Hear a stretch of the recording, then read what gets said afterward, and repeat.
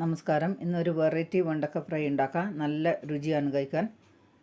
ആദ്യം തന്നെ 250 ഗ്രാം വെണ്ടക്ക കഴുകി പ്ലേറ്റിൽ വെച്ച് ഇനി വെണ്ടക്ക അരിഞ്ഞെടുക്കാം.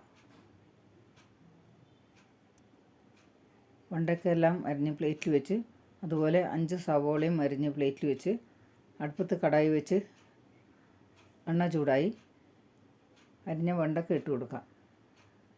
2 വെണ്ടക്ക അരിയാതെ ആയിപ്പോയി. നന്നായി ഒന്ന് ഇളക്കി കൊടുത്ത് വെണ്ടയ്ക്ക ഒന്ന് ബ്രൗൺ കളറായപ്പം കോരി മാറ്റി.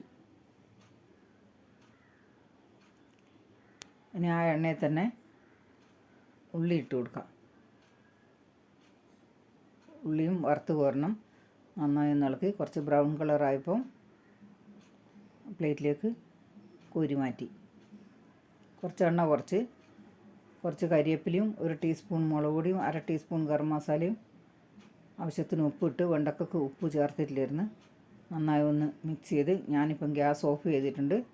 ഒരു ചെറുനാരങ്ങ നീര് ഒഴിച്ച് കൊടുക്കാം. നന്നായി ഒന്ന് മിക്സ് ചെയ്ത് ഇനി ഫ്രൈ ചെയ്ത് വെച്ച ഉള്ളിയും വെണ്ടക്ക ഇട്ട് നന്നായി ഒന്ന് മിക്സ് ചെയ്താൽ മതി. നല്ല സൂപ്പർ ടേസ്റ്റാണ്. അതുപോലെ നല്ല മണമുണ്ട്. ചോറിൻ്റെ കൂടെയെല്ലാം കഴിക്കാൻ നല്ലതാണ്. ഇതുപോലെ ഉണ്ടാക്കാത്തവർ ഉണ്ടാക്കി നോക്കുക. ഇഷ്ടപ്പെട്ടാൽ ലൈക്ക്, ഷെയർ, കമൻറ്റ്, സബ്സ്ക്രൈബ്.